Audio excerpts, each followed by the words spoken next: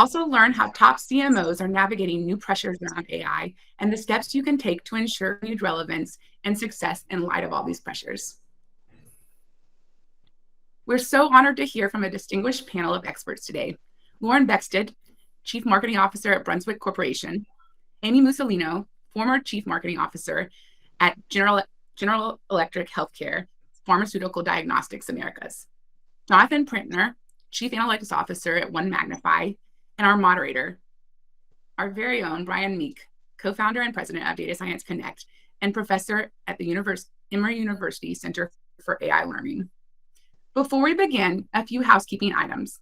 To make this feel a little more in person, we suggest you add a photo to your profile, include your bio, LinkedIn profile, and other information you want your fellow attendees to see.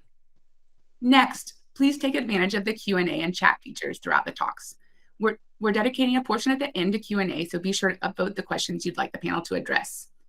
If you're wondering where your organization stands compared to others on your AI journey, definitely check out the poll questions in the right sidebar. And finally, to learn more about how to leverage AI to enhance customer experience, check out the calls to action below throughout the webinar. Without further ado, let's kick off our panel. All right, welcome everyone, and welcome to our expert panel here. We'll start off by doing some quick introductions. If each of you could tell us a bit about your background and your current role. We can try to do these in about 30 seconds so we can leave enough time for plenty of panel discussion. So let's start with you, Lauren. Hi, I'm Lauren Beckstead, Chief Marketing Officer for Brunswick Corporation. Brunswick is a category leader in recreational marine across boats, propulsion, and electronics. We're home to brands like Boston Whaler, Sea Ray, Mercury Marine, Simrad, and Lowrance are brands you might be familiar with. I oversee our enterprise brand marketing, and digital product. Thanks, Lauren. Amy? Hello, thank you, Brian. It's a pleasure to be here today. So my name's Amy Mussolino. I've spent most of my career in a variety of B2B marketing roles in the healthcare industry, covering products, services, software, and solutions.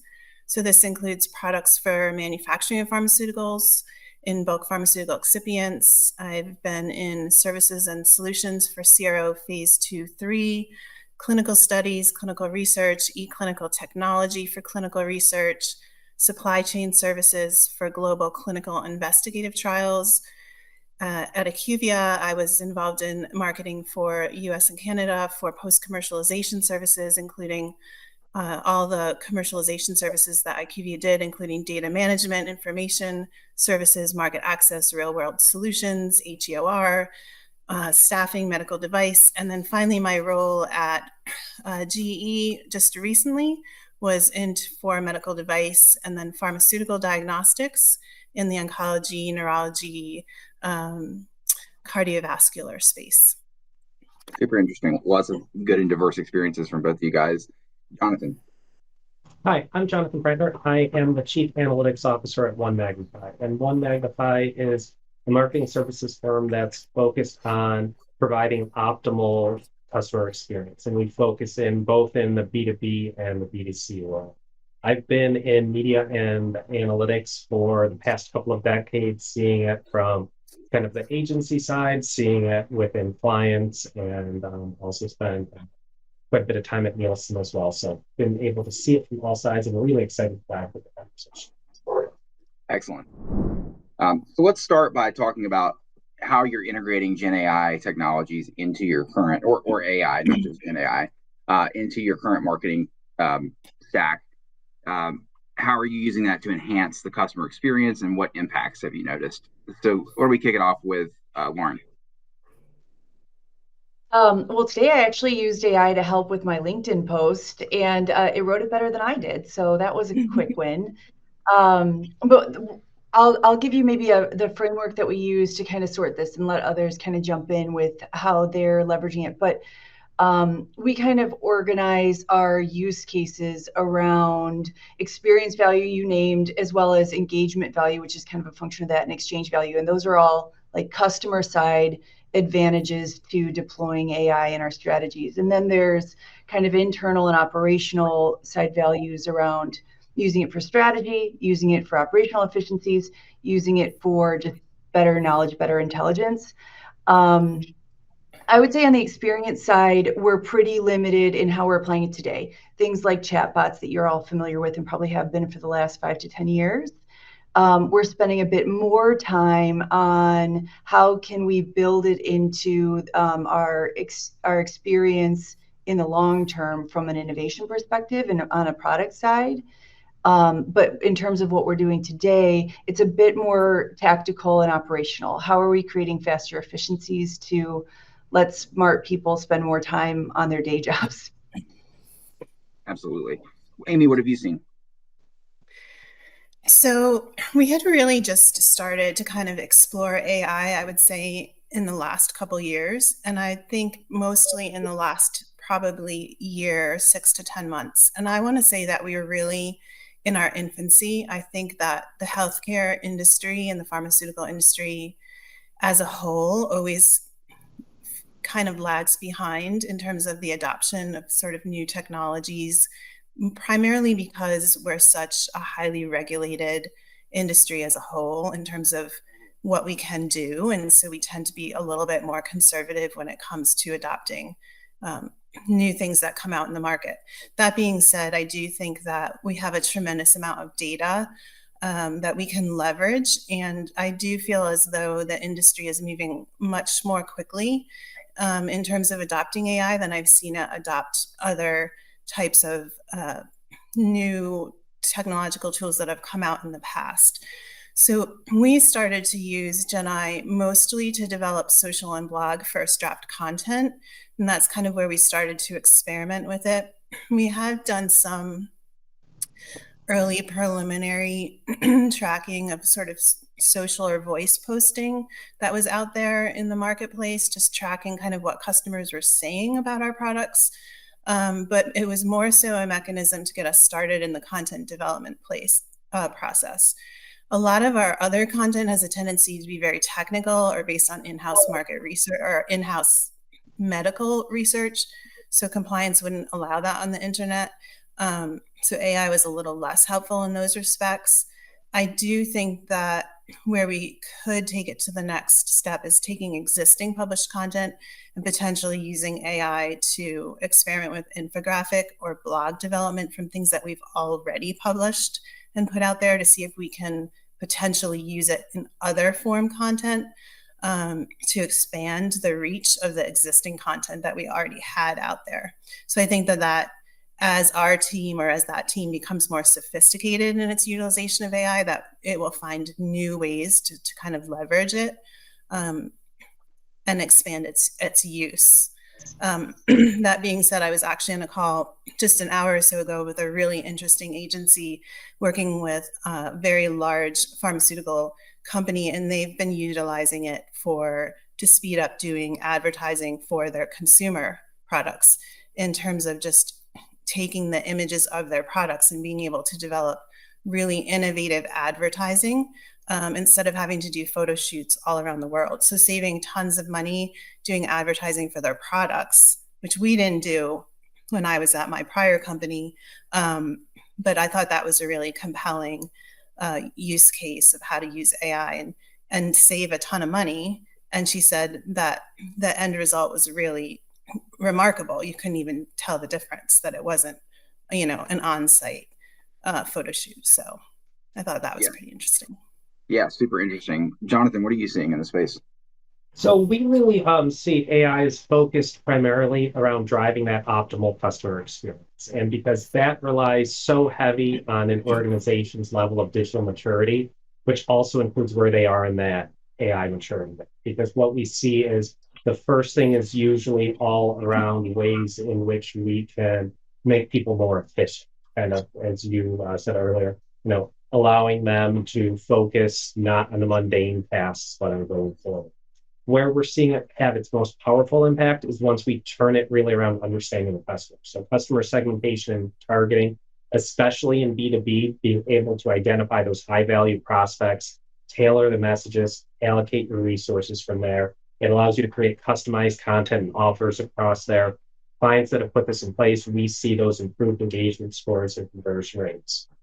And then Amy was mentioning kind of a little bit of capturing that voice of the customer. And what we do is when we have helped organizations approach this, we do it in kind of a threefold way, where we look at what customers are saying to each other about your brand, what they're saying back to you. This can be either coming through call centers, coming through search terms that they're utilizing, and then what you are saying to them. And a lot of these generative AI models and transformer technology that enables them allows us to create those linkages across there. So then we can use that information about what customers are saying about the brand to help craft the strategy that we have for SEO and for SEM, to use that content to create different customized landing pages based around where we feel that customer's journey was going. And then kind of the final place that we see that making a big impact is also when Amy was talking a little bit about all of those internal documents that they have, using different things like retrieval augmented generation so that you can go and search that content and bring it together and synthesize it quickly for people. So it allows organizations to take advantage of all of that history that they have and pull it forward in a way to either be able to synthesize that content or to create these custom personas.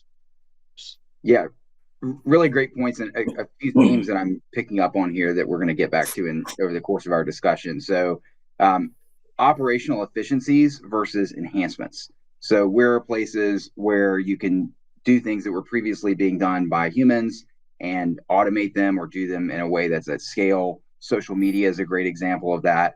And that's an example of low complexity content that also has low compliance risk, to Amy's point. And then I think the idea that we're still in the early stages of this and that digital maturity is a major factor in how organizations are going to be rolling this out. And so when you have sophisticated LLMs that can do new things and that can enhance the things that you're already doing from a marketing standpoint, like voice of the customer analysis, segmentation, targeting, mass customization, those are things that are not new with AI, but AI certainly can play a significant role in enhancing those capabilities, but you have to be in a position to leverage it with your data and with your sort of workflows and as an organization with your culture and your strategy. So that leads us to the next question here, which is we often hear this phrase of garbage in, garbage out, and it's definitely true when it comes to leveraging AI. So if you're an organization that's looking to leverage AI in marketing, how do you start preparing and managing your marketing data today so that as more and more AI becomes more and more relevant and available for various different use cases, that you're in the best possible position to use it? So let's start with Jonathan on this one.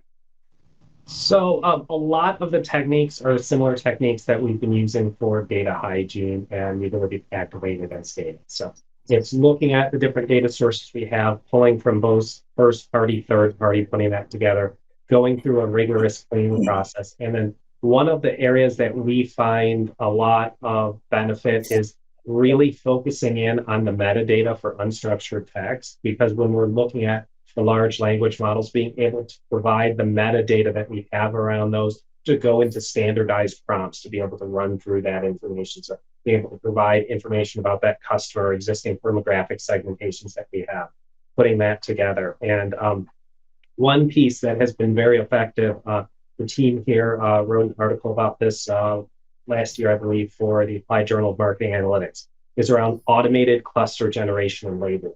So going through some of these unsupervised techniques that we've been using for years, but taking them in a different way to enable that to define these clusters in a way that's understandable to the end user. And that helps us create a structure for data so that we can better activate it, so that we can use the models to be able to sift through them and pull out the relevant information. Absolutely. Amy or Lauren, do you want to speak to this? Yeah, I would say we organize the risk analysis from input risk and output risk. And your input risk is things like whether it's your IP or somebody else's, and that you're feeding into these models. I actually think you're advantaged if you own more of your own IP. So certainly in Amy's example, you then need to protect it from the outside world. But to the extent that your intelligence is your own and it's a competitive advantage, leveraging that to get to certain analysis, insights, et cetera. And then in a B2B space, considering the implications of that and how you partner in your go-to-market, because to your points earlier, it is still super early days and it's still expensive. There's going to be an expensive learning curve. So you kind of still need some scale, and I think your risk is most mitigated if you're using your own IP. But we sort through and we run through scenario planning on the input risk side and the output risk side. The output risk is, for example, your model starts to give people bad advice, and maybe it's unsafe advice or unhealthy advice, and then who's liable for that, and how do you protect against these things evolving in a way that you don't want them to, or regression towards the mean and things like that. So right now we're doing a heavy amount of just sorting through what we think is the size of the value relatively and the size of the risk on one of these two dimensions. And then we work through use cases and we do tests. Interesting. Yeah, I think very good points about how you do the risk analysis. I think it's relevant to a lot of different use cases. Amy, what do you think? I mean, I think those are really great points. For me, I look at the data just sort of more down to the fundamentals and basics, which is that for what I've seen, I'm not a data analyst, so I don't have as much kind of background or insight as perhaps Jonathan does. But from a pure marketer's perspective, data management is a huge challenge for us. We have a lot of disparate systems where data is not coordinated, right? And the data is captured in ways that are not consistent across the systems. Especially if you have a very large organization, you may even have different field teams entering the information in different ways, right? So we have a single, or in other companies I've been in, we've had a single Salesforce platform where you might have multiple field teams entering in information on a contact or entering in, duplicate contacts, which just starts to create a really convoluted system whereby makes it very difficult to start to even collect data on your end users, right? And then you start to look at if you have data going through, your end users going through distribution, right? So you start to lose visibility to how your products are potentially being purchased at some point, right? So you can only see so far to the customer. And so you lose sight of how your marketing is having an impact on buying patterns because you put marketing out there, but then it's being purchased through a distributor. So you lose insight into that. And then even on a kind of a day-to-day basis, we would struggle with getting marketing data from our agencies. And it could just be the fact that our marketing budget perhaps wasn't as big as some other companies, but just getting real-time data feed from our agencies, or getting the data in the format that we needed, or getting the data that we requested, or getting the data from our distributors, right? Those are all things that kind of hampered our ability, even on a manual basis, to make good decisions, much less to be able to be fed into a model that would do it on an automated basis. So things like next best option or next best action felt, very aspirational to me when we couldn't even kind of get the basic data to sort of make decisions manually on a day-to-day basis. So for me, that's the most critical and most difficult challenge that I think we face, which is first to clean the data, which is a huge, monumental project in and of itself, especially if your organization is really large. And then I think the second is a cultural shift, even, right? To kind of change the culture of the organization to how they're entering the data and how they're managing the platform. And then the third is to just implement the systems to utilize the data. I also think it depends too on your organization as to who sort of owns the data platforms and who kind of has the power within the organization. So I think some organizations may be commercially driven. Other organizations are financially driven. Some are operationally driven. So, if the operations team is the one that's really utilizing the data platforms to kind of drive operational enhancements, they may be doing it with an AI focus. So they may be modifying the data systems to drive their own objectives or goals. And marketing may just be an add-on, right? So we may just not be a priority to kind of why they're implementing their data changes. So as an example, in the imaging market, for instance, there's a lot of the AI is being used to improve imaging systems and equipment. It's an area where AI can be utilized to help doctors diagnose much earlier tumors or to point them in a certain direction. So in that instance, the data is being used more so in that organization to kind of drive enhancements to the equipment. And that's more important to that organization than it is to enhance marketing, right? So all those decisions to the data platforms are being driven potentially, you would think, in that direction versus enhancing marketing. So there's all those kind of nuances, right, to sort of the challenge of the data strategy within the organization. Yeah, absolutely. Those are great points from all of you. I think one thing that I'm hearing is that it's really important right now to get your arms around these future use cases. I think anybody who's played with ChatGPT for even a few minutes probably immediately thinks of, oh, wow, I could do this and I could do that. And there's all these cool things we could do within our business for, with this technology. And then the more you dig into it, you start uncovering a lot of these problems. Like the data is not, it's siloed. It's not in the right format. There's a risk of using it for various different reasons. There's all kinds of challenges to be able to tap into that data to fully utilize it for some of these really cool AI use cases.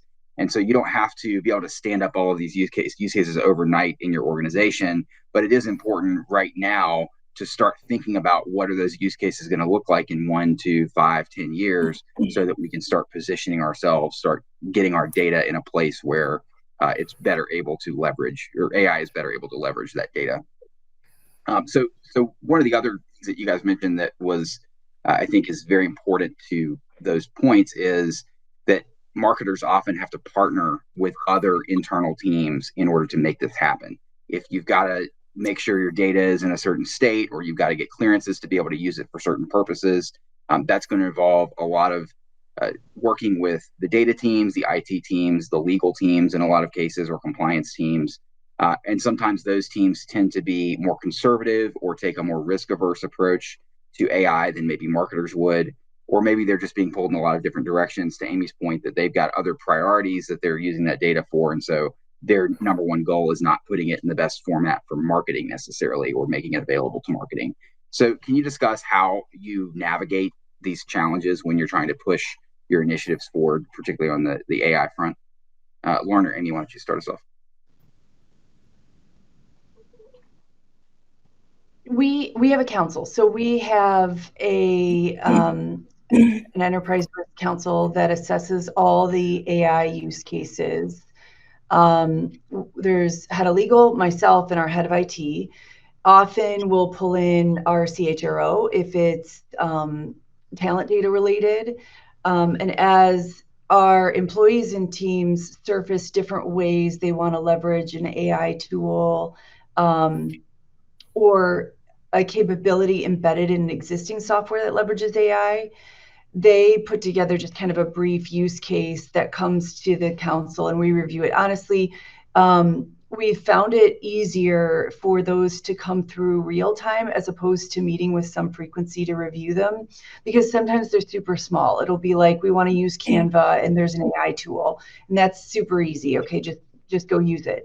And then others are more complex. So we review the charters as they come through, and then the three of us vote that we can either proceed or there are additional assessments required. Interesting. It's very interesting with the council approach. Amy, what have you seen? So I actually haven't seen much of that. We weren't really at that stage quite yet in the organizations I've been at yet. I don't know, Jonathan, if you've seen anything or if you've had any experience. Yeah, we have, and because with this, similar to the points that Lauren was just making, we've really seen the technology side being able to provide a lot of amazing guidance for us, and coming in with that aspect of, hey, we're going to be very clear about our communication. We want to collaborate on this going forward, because one of the big risks that we have with some of these systems is that the costs can just skyrocket on this, because especially if we want real-time responses. We want to host these models internally because we're going to fine-tune them based off our own data.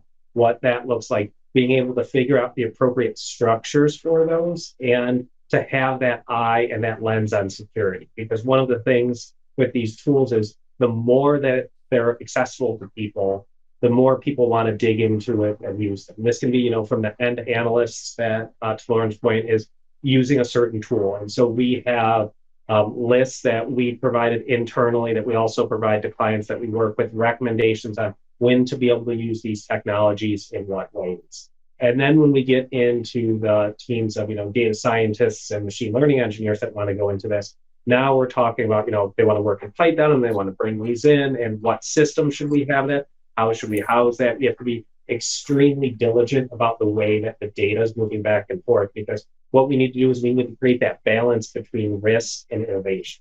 And we always err on the side of security with everything. So we found this successful by demonstrating the success internally.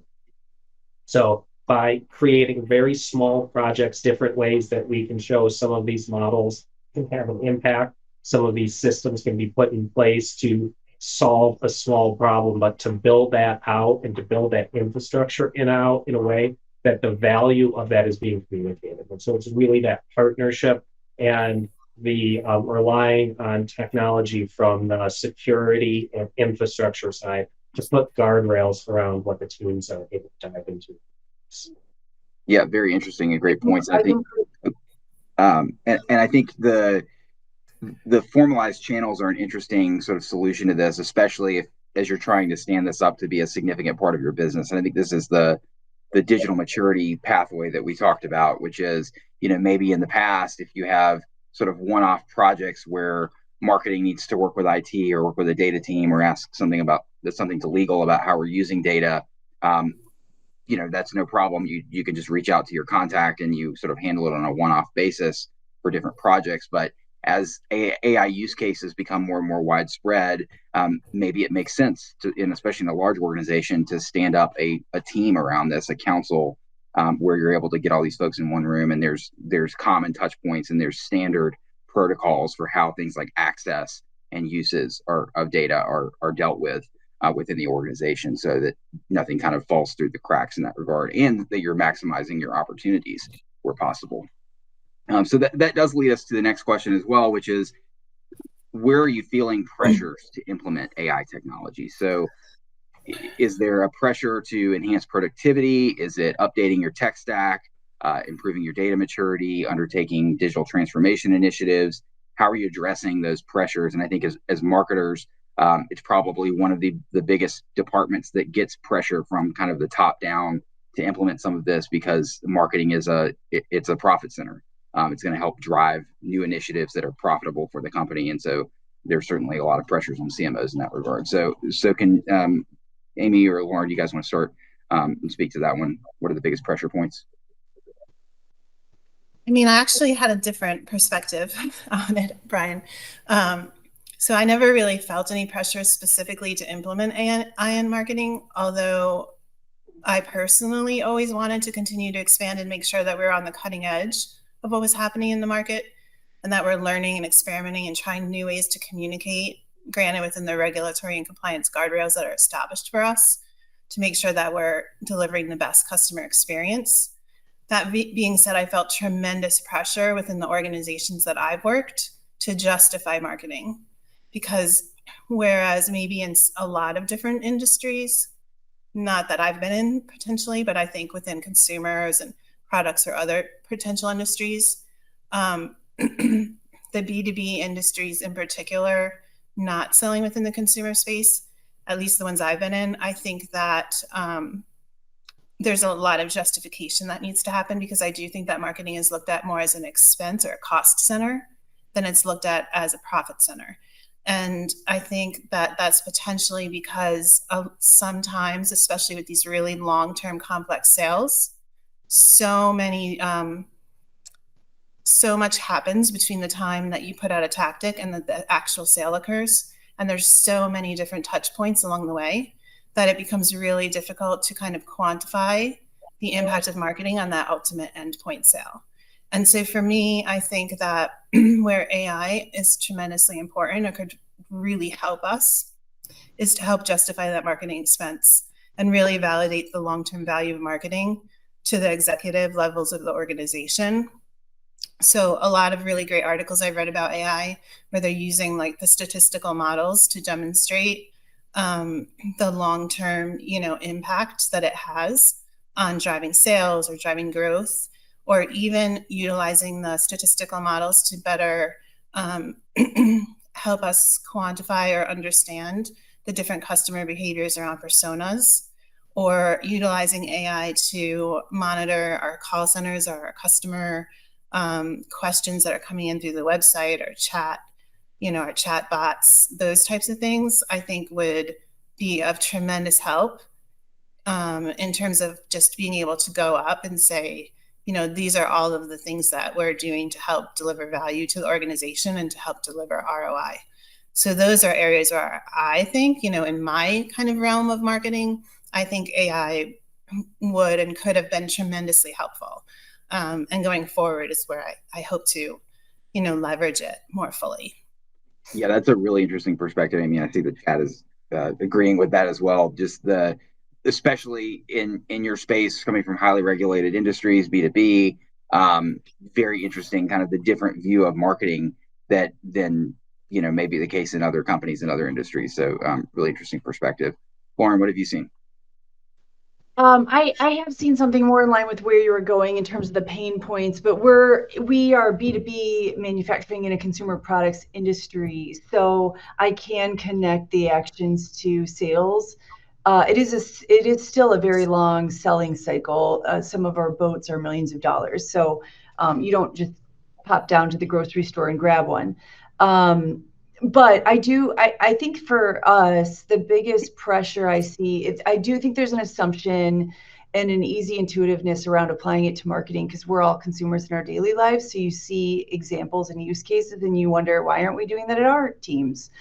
So I kind of call this the silver bullet syndrome, which is my biggest pain point of, well, you have AI. Don't you know what customer lifetime value looks like now? And I think that's really challenging for how early we are in our infancy.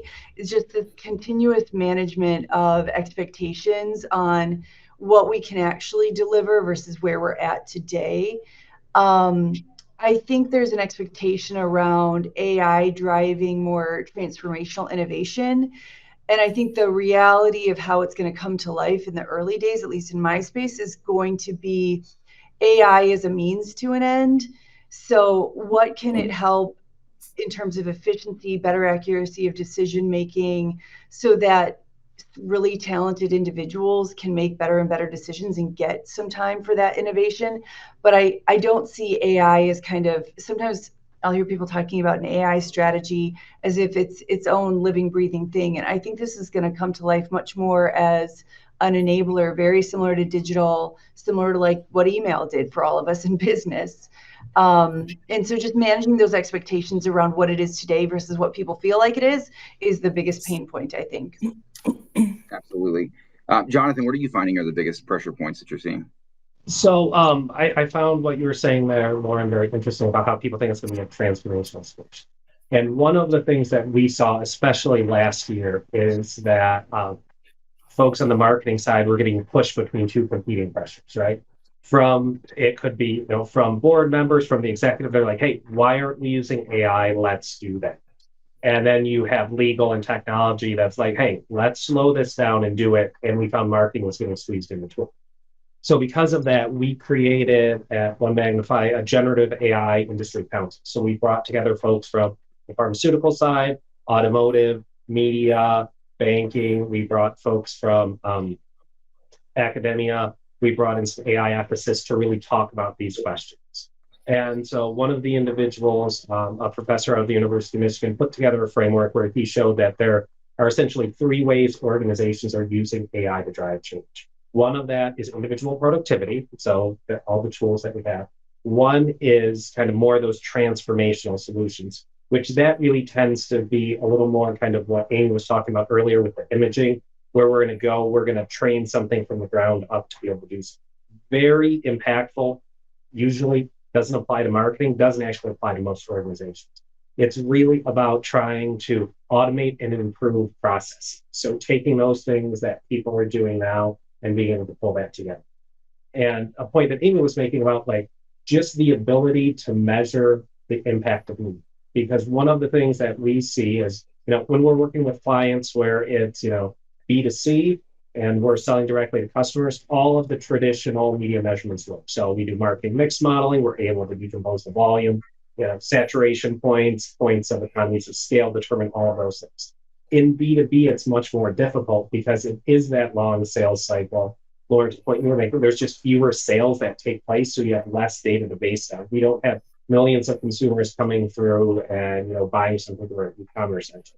So from that, it's actually we've seen the ability of AI to adjust to the data that's available, because one of the big trends for a number of years was all around multi-touch attribution. We're going to see what media people are exposed to, what they had impressions to, what they clicked on. Once Google finally put that third-party cookie to bed, that's not something that's available. We're seeing that applied now to CRM systems. So people are taking Markov models, Shapley value approaches to say, okay, these are all of the points, because all we need is we need a unique ID, we need what type of touch point it was and a timestamp. Based on that, we can build these attribution models where we can see how these are incrementally contributing to the conversion there. So it allows for more test and learn to go forward in that sense. So those are kind of the pressures that people are feeling. And we've seen people have the most success with trying to take, a smaller approach to say, hey, I want to be able to not just deploy AI because I want to deploy an AI system. I have a specific issue that I want to solve about the effectiveness of this medium. What can help me with that? And then from that, Lauren, to your point, it's part of our tool set now that we can draw on to answer these questions. Yeah, great points. And Jonathan, some of the things you just said kind of got my wheel spinning about some other conversations that we've had with chief data officers at our organization, where they're echoing a lot of these sentiments. And the bottom line is that AI is a tool. It's not an end in itself. And so a lot of chief data officers and CMOs are getting pressured these days from their board members, from the CEO, from the very top of their organization, saying, what are we doing with AI? There's all this stuff I'm reading about AI. How are we getting in front of AI? And those are important questions. But I think the counter to that is, it's not about what we're doing with AI per se. It's really about what problems are we going to solve and how are we taking advantage of any emerging technology, whether it's AI or anything else, to try to solve that problem. And I think you also mentioned, Jonathan, sort of using AI as a tool to help with your data. We kind of, on the one hand, think of data being necessary to feed into your AI, but I think AI is also a really valuable tool for structuring, enriching, and cleaning your data. So it kind of goes both ways, and that's one of the best AI use cases is especially with marketing data, using it to enrich and structure and clean things that otherwise might take a lot longer, or just not be viable at all, to enrich and structure and clean. Definitely, and especially in the B2B space, going back to Amy's point about how, when you're working with different agency partners, you're working across different sales organizations, especially when we're dealing with international companies, that availability and the richness of the data isn't going to fit. So figuring out what that structure looks like, going back to that underlying core of the data, to your point, to be able to build it in a way that models or other solutions can utilize it. Absolutely. So let's talk about what y'all see as the biggest challenges and opportunities in utilizing AI within marketing. We've talked about some of them, but kind of narrowly focusing on what you think are some of the one or two biggest challenges or opportunities. Amy, you want to start? Yeah, I mean, I talked a little bit about the challenges, right? So I think We don't need to go there, but I'm actually really excited about AI. I mean, I think that the opportunities are tremendously significant. So, what I mentioned was kind of using the customer data and advanced analytic tools to create the personas. I was reading an article, I think you sent it to me, Brian. It kind of was an aha moment for me because we've always just used our own perceptions to create personas based on buying patterns or titles. And then all of a sudden I thought, well, of course, why aren't we using, the actual data to kind of come up with the personas? And so I thought that was really interesting based on their actual buying patterns. Another thing that we were sort of playing around with before I left GE was understanding persona buyer groups, right? So it's not just one person that was making those decisions. It was actually a buying group, a group of individuals who were sort of influencing each other. So I don't know to what extent AI can help us sort of decipher that sort of complex buying model where there's influencers and so on. And how do you impact a buying decision when it's a group of individuals that are ultimately making that buying decision? And how do you map out a campaign more smartly along those lines? Next best action is aspirational, but I love the concept of it. I know that there's places that are selling it and that maybe it's in place somewhere. I'd love to learn more about it if that's true. But understanding the progression across the buyer journey and where in the buyer journey a persona is and how to enter in the right type of content that they're interested in each stage and understand how they're working with each piece of content. So I think longer term, those are really fascinating aspects of it for me. Short term, content generation, of course, justification of our channel selections and spend. Those are all great opportunities. And then short term too, I think just utilizing it in customer service, better utilizing it to understand web support and then chat interactions. So all of those things, I think, are great opportunities, both short and long term. I'm really excited about the prospects of it. I think it has great potential. Absolutely. Lauren, what do you think? I'll give you one that I think a lot about. I don't know if anyone has opinions. I think it might be too early to know, but Jonathan just mentioned cookies. I think broadly, even if you're in B2B, you're going to get pulled more downstream competing with the consumer. And increasingly, you need to know more and more about your customers, your consumers, to get better at targeting, et cetera. And there are lots of things happening right now in the privacy space that makes that harder and more expensive. I'm interested to see if AI alleviates some of that need, expense, premium on customer data or not. Because I think you could make an argument or kind of build a hypothesis that you can make better and better decisions with less and less data. So I'm kind of interested to see what happens. I feel like these are two kind of competing trajectories, and I don't know really where they meet. Yeah, that's very interesting. Jonathan, what are you picking up on there? So a couple things. First, overall, like asking about some of the biggest concerns, going back to your question, is it's really about what the data is, or what data is used to train these systems, right? And so, Amy, this kind of goes to your point where you were talking about personas.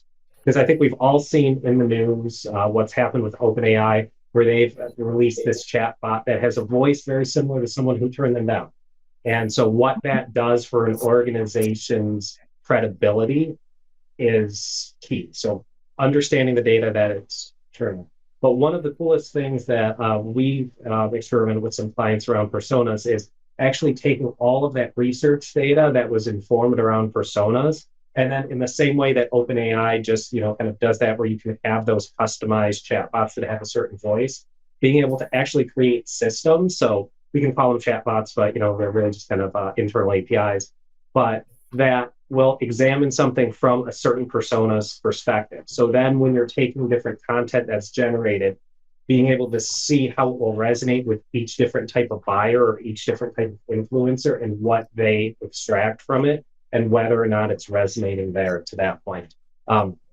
With the next best action that you were mentioning, one project that we worked on a number of years ago was with a quality group, but also marketing. So it was around, in the automotive space, around recalls. Because after recalls are sent out, when people don't respond to them, then it usually goes to a marketing agency for them to bring that forward.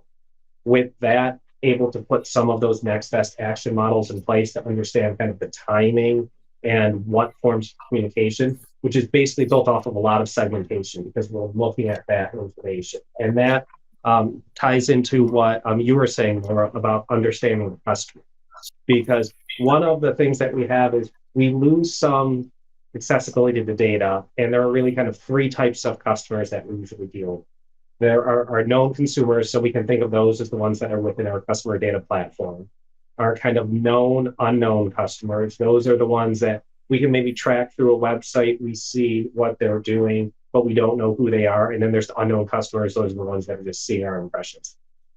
And so it's in that kind of known, unknown customer information where we're able to track these journeys through different websites, usually across different applications there. And that becomes a real gold mine worth of data because those consumer activities and those behaviors that they have tell us so much more than we could ever get out of surveying from the data. And the last point I want to mention was, Amy, what you were saying around customer care.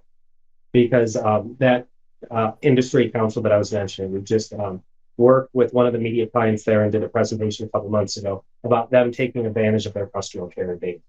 Because everyone knows that that's valuable. A lot of times it gets parked in a data lake because it's very difficult to surface those insights. All the traditional NLP tools like word clouds and that don't provide a lot of information.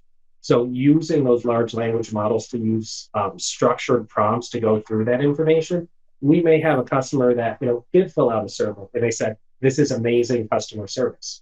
Well, that doesn't really tell us that much, but now we can use that, turn that into a prompt that goes back to either the call log or the chat log to go through that communication and say, what made this experience exceptional to the customer? And what we find more and more is that allows us to tap into that information and use that. The media organization use that as part of their training program because they like to highlight those customer care representatives that do an amazing job, and then use that to kind of create little vignettes that they use to train new folks coming on the team. Because for them, it's about going that extra mile, connecting with the customer and how that changes their experience. Yeah, those are great points. Mass personalization is a theme that I'm hearing a lot, that there's a lot of opportunities both to segment folks in a more sophisticated way maybe, and to cater messages to them based on what we know about those customers in a way that seems very personalized at scale. So really taking the personalization and segmentation that already goes on in all kinds of sophisticated marketing organizations and taking that to the next level with AI, and then unlocking, like you said, Jonathan, the power of a lot of this unstructured data that's out there that previously has been very hard to analyze and to make part of your marketing analysis with respect to customers. I think those are both very powerful points that all of you touched on. So the looking to kind of the future of AI in B2B specifically, what steps are you all taking to prepare for these changes today? We've touched on a lot of them, but I guess where do you see things going, and how are you starting to position the organizations that you're in to take advantage of the opportunities and also to prepare for the challenges? Lauren, do you want to start us off? I think a lot of what we're doing in terms of use case testing, always on test and learn, sorting through the opportunities is much of our preparation. As I look forward, the things that we're prompting some discussions around in terms of potential implications are increased cost of media, increased competition as a result of lower barriers to entry. I think we're spending a lot of time talking about what does this do for key purchase decisions and key purchase drivers? If you think about access to information, I kind of approach all of this as an assumption of ultimately we're getting to kind of information transparency and ease of access to compare very quickly, instantly. So if you can do that, what does that do for the way that you go to market, the way that you sell, the way that you choose what features you're going to build into your products, et cetera? So those are just some of the things that we're thinking about for eventual implications. but in terms of how we're preparing, more along the lines of sorting through the use cases and just going through and testing them all. Absolutely. Amy, what do you think? Yeah, I mean, I'm no longer, at GE, but at the time we were really thinking about just educating our teams on the different tools that are available and sort of the capabilities. We're also doing a number of different lean workouts just in terms of making sure that we're streamlining, whether it's with the vendors or whether it's just our own capabilities with distribution to figure out how we can collect the data or get the full data across the entire customer experience. So just trying to close those gaps as best we can. And then I think from a global perspective, they were taking a really hard look at, our customer experience journey as a whole across the entire organization. And it is a journey. I think it's not right. It's not going to be quick, especially when it's a huge organization and you really want to do it correctly. So I think those are all things that, as an organization, were big decisions that had to be made. Mm-hmm. Jonathan? So I would say kind of where we see it going is it's going to automate those mundane tasks, allowing people to focus more on strategic initiatives. So it's getting an understanding of personalization of what it means, being able to really resonate with whoever we're trying to speak to. So it's gone from broad messaging to more specific messaging to trying to get messaging that really resonates. And we're preparing for it in a couple of different ways. One is we're investing in talent. So, bringing on folks that have training in these different approaches, not only from kind of the technical side, but also the conceptual side, because as the technology is advancing so quickly, we need to have an understanding of how these pieces fit together. Trying to develop different innovative solutions to solve specific problems, not using AI for the sake of AI, but using it to solve problems that we've struggled with in the past. Collaborating with leaders across the industry, having conversations, seeing what's working for people, kind of being able to separate out kind of the hype of what AI can do from how it's actually making an impact for businesses. And then the last thing is really the clients that we work with, a lot of it is education, because, we go through, and I've done numerous, conversations with different clients that we work with, just talking about what AI is, what it means, from machine learning examples, how people are using that, to computer vision, to generative AI, talking about those different pieces, seeing how they resonate, how they can fit. Yeah, great points. One of the questions in the chat is about, so a lot of our discussion has really focused on how your organization can become ready for AI. What considerations should you be making now to plan for the future and to try to implement some immediate use cases? But we have a question from Gerardo about what steps can marketers take to prepare for these changes? So marketers as individuals, what steps can you take to ensure that you continue to have relevance and success? What new skills do you need? What actions should you be taking today? Amy, do you want to start us off?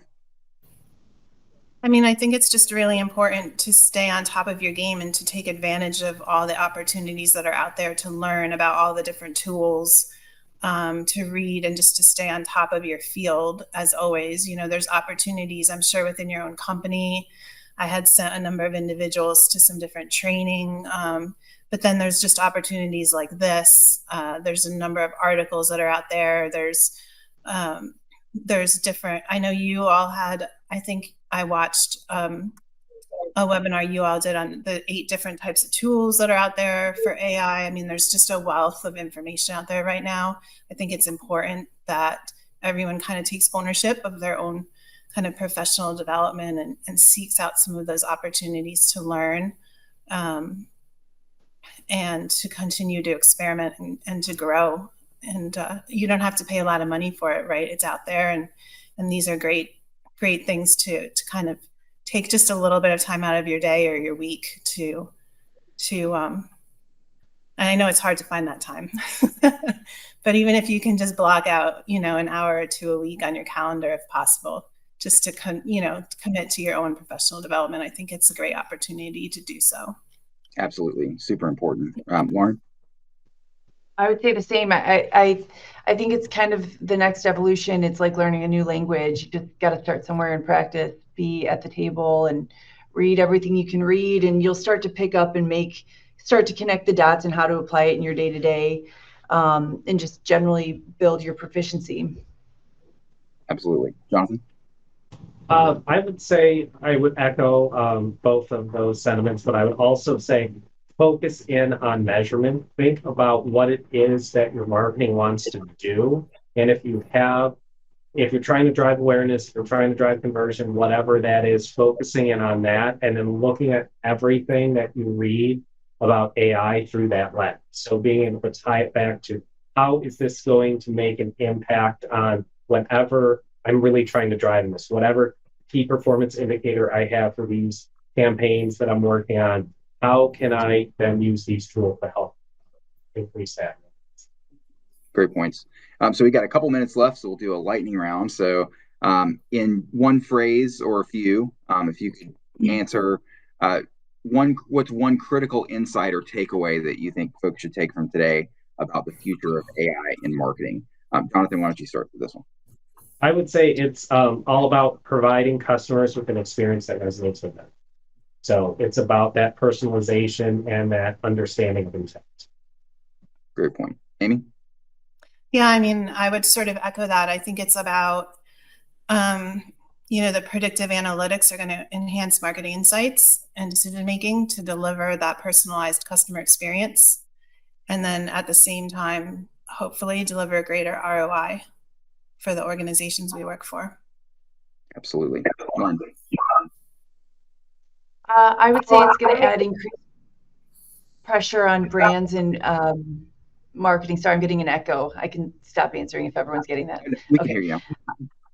Okay. I think it's going to create increased pressure to demonstrate truly enhancing differentiation from a customer experience standpoint. So I would echo what they shared.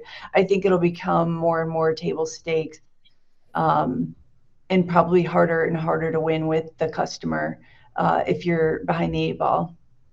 Mm-hmm.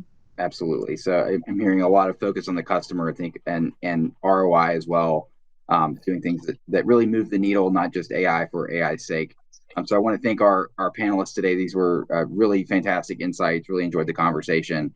To everyone who attended, thank you very much for joining us today. If you missed any of the webinar or want to rewatch anything, the recording of this webinar will be available right afterwards if you just refresh the page. Also, want to say a big thank you to our partners at OneMagnify.